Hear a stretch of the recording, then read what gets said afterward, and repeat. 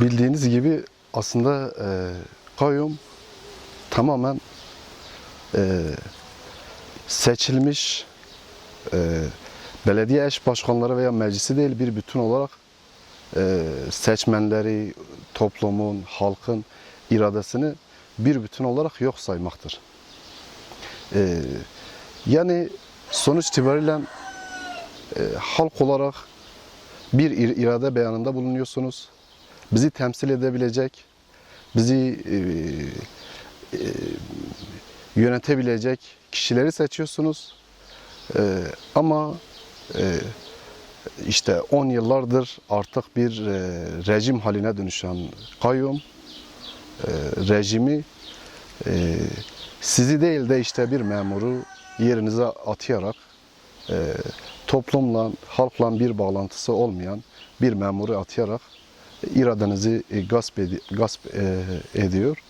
Yani bu gelişmiş toplumlarda artık hiçbir yerinin olmadığının göstergesidir aslında. Çünkü halk sonuç itibariyle bir irade beyanını ortaya koyuyor ve bu bizim temsilcimizdir, bu bizi yönetebilir, bu bizim en azından sorunlarımızı, toplumsal sorunlarımızı giderebilecek bir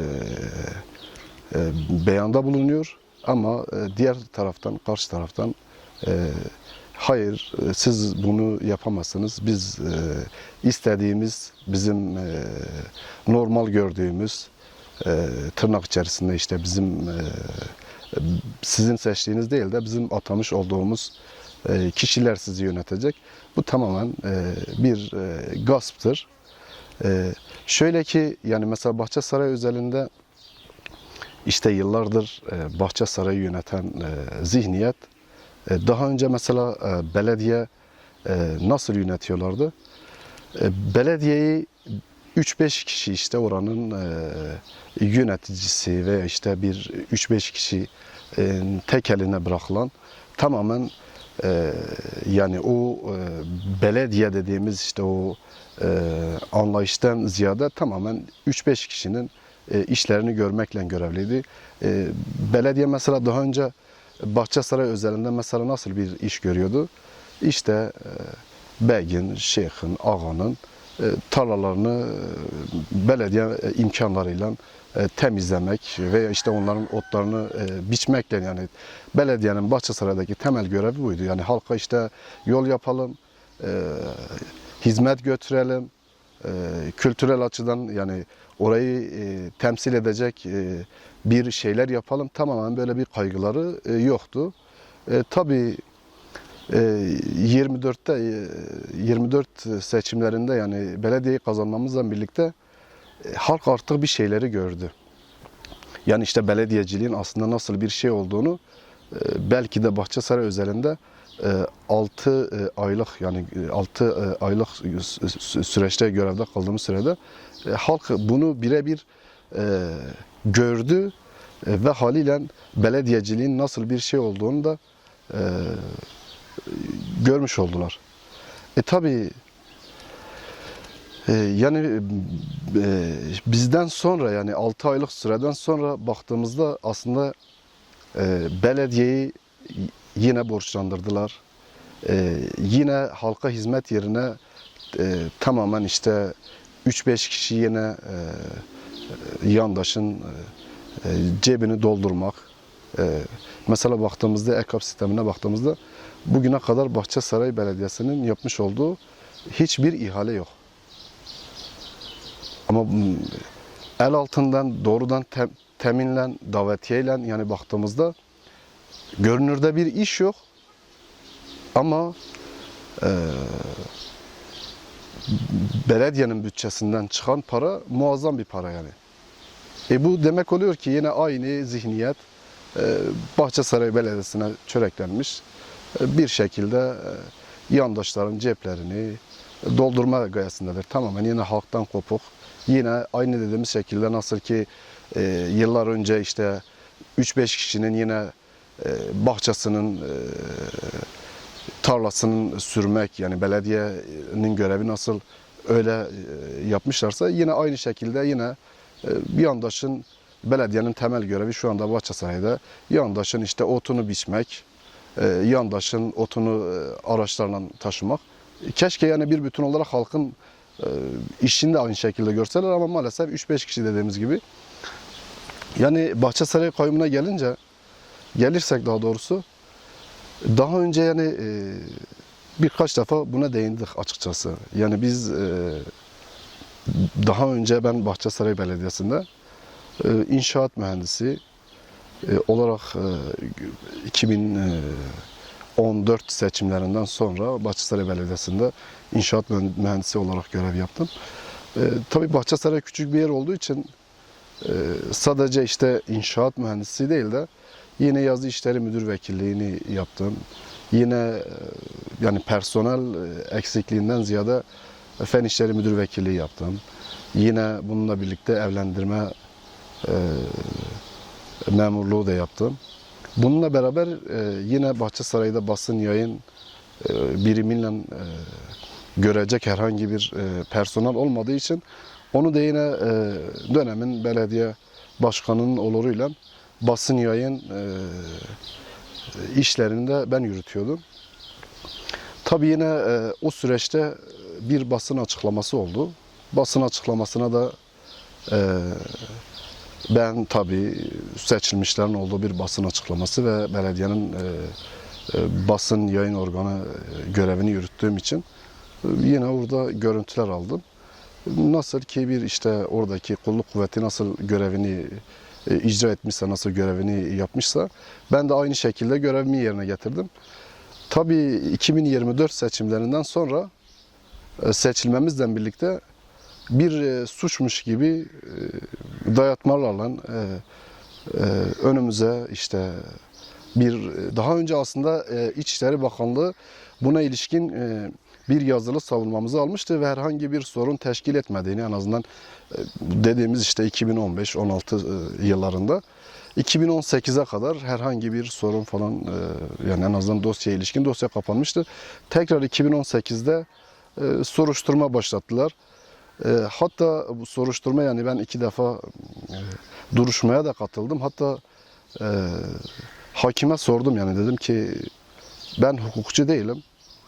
Ama işte durumu anlattım yani nasıl ki bir görevli olduğumu, yazılı olarak görevli olduğumu, belgelerimi de kendilerine sundum. Tabii o da biraz yani gülünç geldi yani. Ben hatta inşaat mühendisi olduğum için özelde de bir iş yapmadığımı, yani bunun engel teşkil ettiğini söylememe rağmen hayır yani böyle bir şeyin olmayacağını, imkansız olduğunu söyledi. Ben de yine evraklarla dedim ki işte ben inşaat mühendisiyim, dönem dönem şantiye şefliği yapıyorum, yine ihalelere giriyorum. Böyle bir şeyin olmayacağını söyledi. Ta ki işte dediğim gibi yine seçilmemizle birlikte hızlı bir şekilde yine gündeme geldi. Aslında 2015'te dedim ya işte İçişleri Bakanlığı'nın yani soruşturma açtı. O soruşturma neticesinden işte herhangi bir şeyin yani normal her şeyin normal olduğunu öngörerek dosya aslında kapanmıştı. Tekrar 2018'de dosya açıldı. Fakat kendilerince işte zaten çok önemli bir suç teşkil etmediğini söylediler. 2024'e kadar işte seçilmemizle birlikte tekrar dosya raftan indirilerek hızlı bir şekilde kayyum atma yani atanması için tekrar hızlı bir şekilde raftan indirildi. Dosyayla birlikte 2025'te o dosyadan aslında beraat ettik. Hem işte Erzurum Bölge Mahkemesi'ne açmış olduğumuz kayyumun hukuksuz olduğunu ve görevimizin iade edilmesine ilişkin açtığımız davada Erzurum Bölge Mahkemesi de talebimizi haklı bularak hatta yani tazminat ödemeye ilişkin de bir beyanlar oldu. Oy birliğiyle alındı. Yani şu anda mevcut işte kayyum sebebi gerekçe gösterilen dava diye bir dava yok. Yani o davaya ilişkin aslında kayyum hani 2 ayda bir uzatılan kayyum açıkçası o dosyaya dayanarak uzatılmıyor. Haliyle görevimizin iade edilmesini beklerken işte İçişleri Bakanlığı 2 ayda bir tekrardan kayyumun devam edilmesine ilişkin yazı gönderiliyor. İşte bundan yani bu ayın 29'unda eğer iade edilmezse tekrar o yazı yani kayyum 2 ay daha uzatılacak. Açıkçası 27 Şubat bildirgesiyle birlikte biz bu yönde açıkçası çok çalıştık. Yani artık toplumun temel beklentilerinden biri de bu kayyumların bir an önce lağvedilmesi, seçilmiş meclis üyelerinin, belediye başkanlarının, eş başkanlarının görevinin iade edilmesi konusunda yoğunca bir talep var. Yani biz de açıkçası dediğim gibi yaklaşık işte 1,5-2 yıllık bir süre zarfında biz de bu yönlü hem toplumu bu yönlü gündemi taşırdık. Ev, mahalle mahalle toplantılarla süreci aktarmaya çalıştık. Yani bizim beklentimiz açıkçası bir zaman kaybı olduğunun farkındayız. Yani bu 2 yıllık süre zarfında açıkçası bugüne kadar yani en azından toplumun daha toplumsal bir şekilde bu sürece katılabilmesi için somut bazı adımların atılması gerekiyordu. Yani bu çerçeve yasayla birlikte açıkçası bekliyoruz yani. Yani bekliyoruz çünkü dediğim şekilde yani kayyum atılan hiçbir belediyenin hukuki bir dayanağı yok. Yani kaldı ki mesela bize atılan kayyumun hukuki dayanağı bile ortadan yani kendilerinin bile mahkemelerinin bile artık böyle bir şeyin yani hukuksuz olduğunu bir bütün olarak oy birliğiyle beyan ettiler. Yani bunun açıkçası artık bir an önce kayyum yasasının da içerisinde olduğu ve kayyumun bir an önce hukuki bir şekilde lağvedilmesi gerektiğini düşünüyoruz.